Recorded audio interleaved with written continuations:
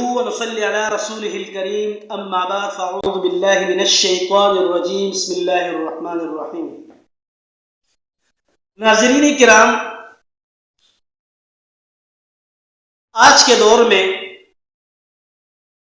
यानी दौर हाजिर में और आज का नौजवान ये समझता है कि मैं दुनिया में आया हूं, मुझ जैसा नमूना कोई दुनिया में आज तक आया नहीं।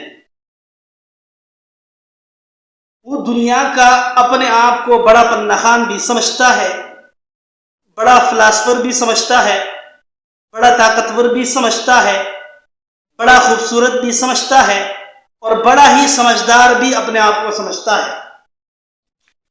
मैं अक्सर दोस्तों से कहा करता हूं कि 15 से 20 साल के उम्र का जो नौजवान है, नस्ल है दौर हाजिर में, 15 से 20 साल का नौजवान ये समझता है कि मुझसे ज्यादा खूबसूरत कोई नहीं।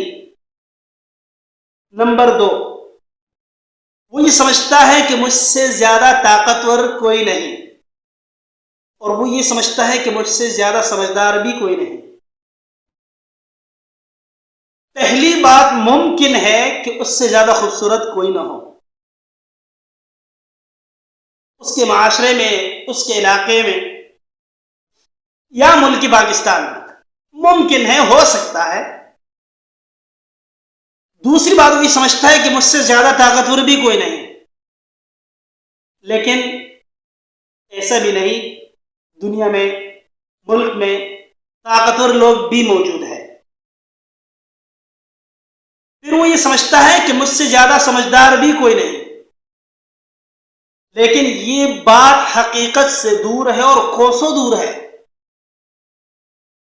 हकीकत इस बात को तस्लीम ही नहीं करती कि उससे ज्यादा समझदार कोई नहीं। पहला नौजवान अपने बड़ों का भी सुनता था, अपने भाइयों का भी सुनता था, अपने रिश्तेदार बुजुर्गों को, बड़ों की बात को मानता था, अदब एहतराम से सुनता था, उस पर अमल भी करता था। लेकिन आज का नौजवान अपने आप को पन्नाखान समझता है और अपनी टीचर की बात को भी नहीं सुनता, अपने वालिदैन की बात को भी नहीं सुनता। वही समझता है कि मैं सबसे ज्यादा समझदार हूं। और जब उलमा की बात आ जाती थी तो उलमा के आगे वो सर नीचे कर लेता था और उनकी बात को गौर से सुनता और फिर समझता और उस पर अमल करता। वालिदैन से ज्यादा उलमा की कदर करता। लेकिन इस दौर में उलमा की, वालिदैन की कदर तो छोड़ो, उलमा की तौहीन की जाती है। उसे ये नहीं पता, कुरान कहता है कुल हल यस्तविल लज़ीना यअलमून वल लज़ीना ला यअलमून, वो लोग बराबर नहीं हो सकते जो नहीं जानते और जो जानने वाले हैं। ये बात उन लोगों के लिए है जो अकल रखते हैं या वो सोच रखते हैं, फिक्र करते हैं, नसीहत है ये, लेकिन नहीं समझता। दौर हाजिर का नौजवान इस बात को नहीं समझता। नाज़रीन, मेरे नौजवान दोस्तों, अल्लाह ताला ने उलमा को इज्जत दी है, अजमत दी है, क्योंकि ये अंबिया के वरसा है। अल उलमाउ वरसतुल अंबिया, तो नबी की वरासत की निस्बत की वजह से कम से कम उनकी कदर करनी चाहिए।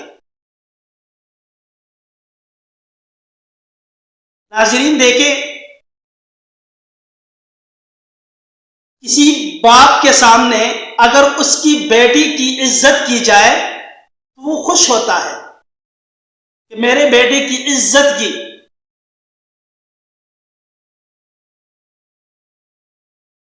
तो इसी तरह आलिम की कदर करेंगे, आलिम नबी का वारिस है, तो पैगंबर सल्लल्लाहु अलैहि वसल्लम भी खुश होंगे। इसी तरह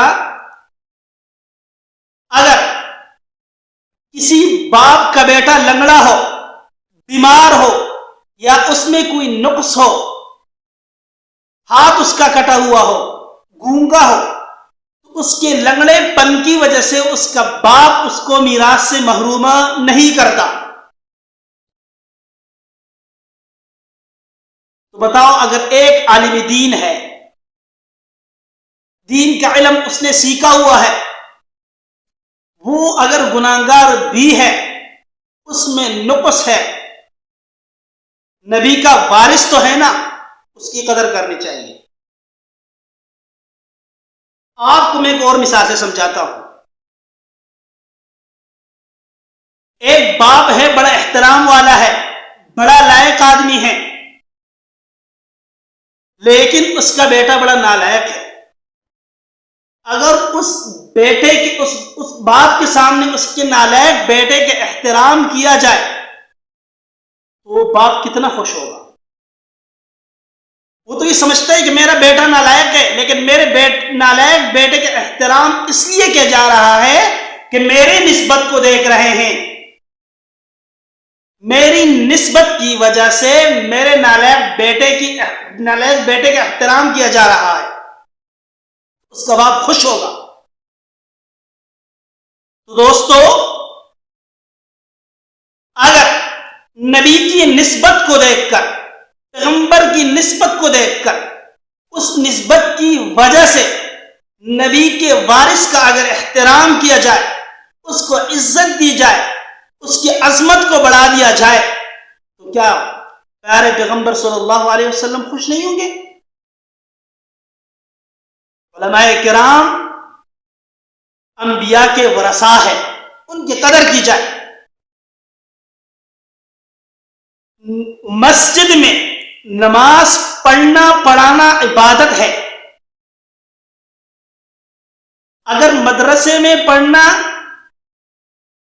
और पढ़ाना इबादत है, खानकाही निजाम को संभालना इबादत है, अगर रोजा रखना इबादत है, अगर ज़कात देना इबादत है, जिहाद फी सबीलिल्लाह पे जाना इबादत है, तो सुन लो, सियासत भी इबादत है। अगर कोई सियासत कर रहा है तो इसका मतलब ये नहीं कि वो सियासी मौलवी और सियासत कोई दीन से अलग सी चीज है, ऐसा हरगिज नहीं है। बल्कि सियासत भी एक इबादत है और ये अंबिया का काम है। पैगंबर सल्लल्लाहु अलैहि वसल्लम ने फरमाया कि पहले अंबिया अपने उम्मतों की सियासी रहनुमाई भी फरमाते थे।